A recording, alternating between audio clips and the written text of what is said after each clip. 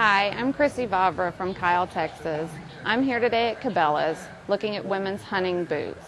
Had a hard time in the past with boots because I've either had to buy women's hiking boots or men's hunting boots. They don't fit right and they're not warm enough.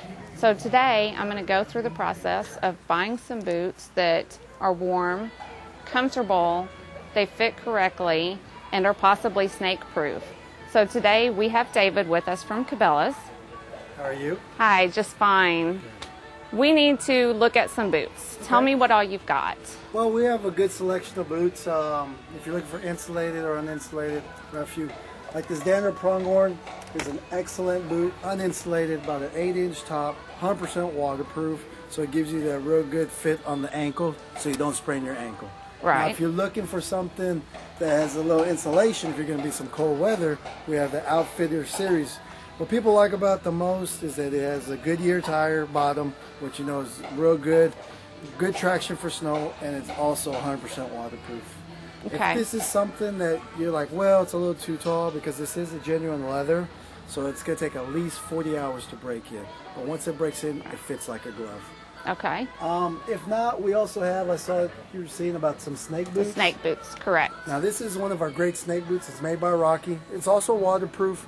Now the only thing is we would probably have to put you in a heavyweight sock to keep you warm, because this has no insulation at all. So it's a snake boot, but it has no insulation. Correct. Okay. So these are really three good choices. A lot of women love this one because it's just like the men's. It's very durable and it fits real good.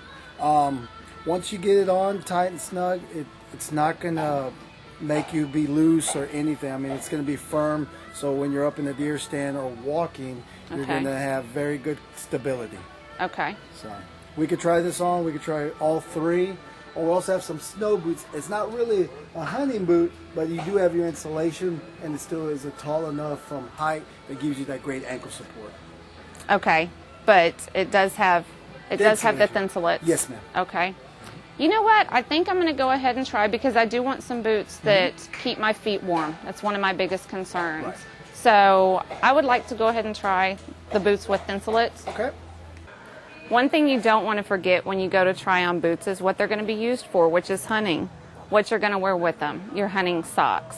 You want to make sure and bring the exact socks that you wear when you're out in the field so that you'll know how the boots fit. I've tried on boots lots of times with regular socks, only to get out to the field and put on my hunting socks and the boots are way too tight. And of course by then you've already worn them. So make sure and bring your hunting socks with you.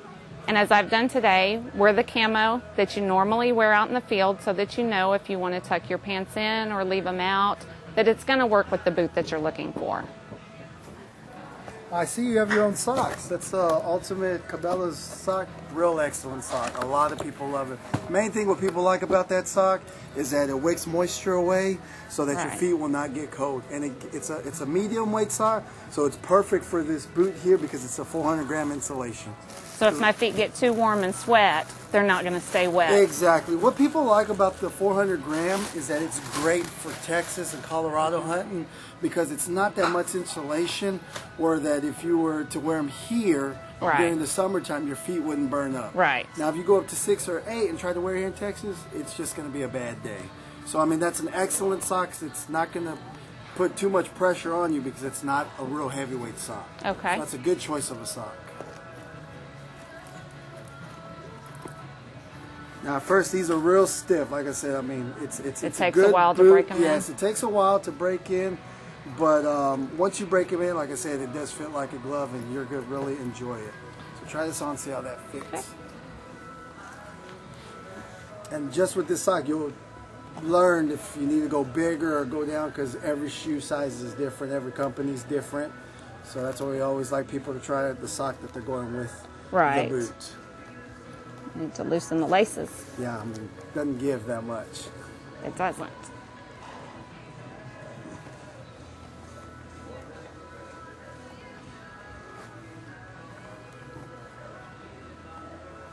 Now that's really snug across the top. Okay. But it seems a little loose in the toe.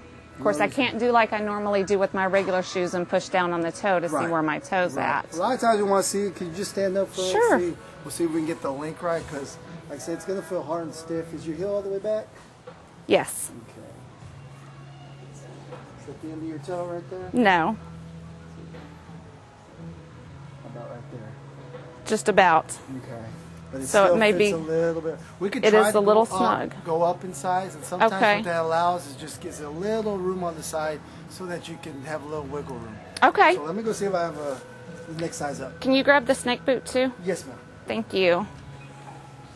So I guess it's a good idea if these take several months to break in, Well, to buy them during the summertime maybe correct. and wear them around. And what I tell a lot of people to do is, if you know you're going hunting, you know, in advance, you know, get them, wear them around the house, because I mean, like I said, some people say this takes 40 hours. Sometimes it can break in a little easier. Okay. It just depends on how much wear you wear them. Does it help to get them wet or not to get them wet? I guess it really depends on the person. That's one a method that you could do, that some people will actually wear them all wet, but they submerge the whole boot in the water, and sometimes that does help quite a bit. Okay. I just like doing the normal break-in because I don't want to be walking with wet feet all day long. Exactly. So. Lace them all the way up so that I know exactly how they feel all the way up. And the main thing about this genuine hard leather is what people like, as I say, it takes some time to wear, but I mean, it's, you know, you're going to have that secureness. Once it's not going to be something that's just real flimsy, and if you climb up, you know, a tree stand and it's a little slippery, it's not going to roll your ankle, because, you know, when you're out there, a lot of times you're trekking, you know, 10, 15 miles, and you're away from everybody, you know. Exactly. So, how does that feel? That feels better. Okay. Still a little roomy in the toe, but it feels much better across the top. What we could do for that is we also sell liners, and what that does is sometimes you just want a little extra padding so you don't get blisters, because a lot of times some women aren't used to, you know, being on their feet that much, where they say get a little foot fatigue. So if you get that extra padding, it's just going to give you a little bit more, you know, stability, and that you can walk longer, or, you know, just stay up without being cold. Because as long as you're moving, your body's going to generate heat, so you stay warm. But the minute you stop moving, that's why you want that little extra layer that will still keep you warm. Right. Because your body generates heat, but once you stop, you're just sitting there, and then the wind's coming at you and everything. So you just want to make sure you got a real good sock, and sometimes a liner helps out too. Right. Once you get in the deer stand and you're there for 3 hours, that's when you really start to get cold. Exactly, exactly. Okay. Now, I did bring out a snake boot for you that we had, because I know you asked about snake boot earlier. Right. Chippewa is probably one of our best brands. What a lot of people like about it is that they're still made in the States. So that's a real big thing that some people care about, you know. Okay. And what a lot of people like is that, you know, since it's made, I think in Fort Worth, I'm not sure, but it's really going to be true to size. Okay. You know, so let's try this one out. And it's not insulated, but again, you could always do that with socks, liners, thicker socks, or even foot warmers. This is our liner socks, and what's mostly important, especially when you go, like you have your two different boots, you got your two different sizes. Right. A lot of times, you know, some people just want to wear a standard sock that's 11-inch height. But the majority of the time, we want, you know, if you're going to have a 15 to a 17-inch boot, you want a sock that's going to go a little bit higher, so that you don't get no rubbing, like on your legs or anything. Because if you have any discomfort, no matter if you're there 10, 15 minutes, if you're having a bad day, you're just ready to get out of that and go back into town. So try that out. And like I said, a liner, basically all that is just another extra layer of warmness. I like that. It's really tall. Well, thank you very much for all your help. I have enjoyed it, and I have learned a lot today, a lot more than I have known for the past 10 years of hunting. Thank you very much. Well, that's what we do. We try to, you know, fit the customer for what they need, so when they come back, and they'll keep coming back to Cabela's, and then sometimes they even show us pictures of their hunt. Thank you for your time, too. Thank you. All right.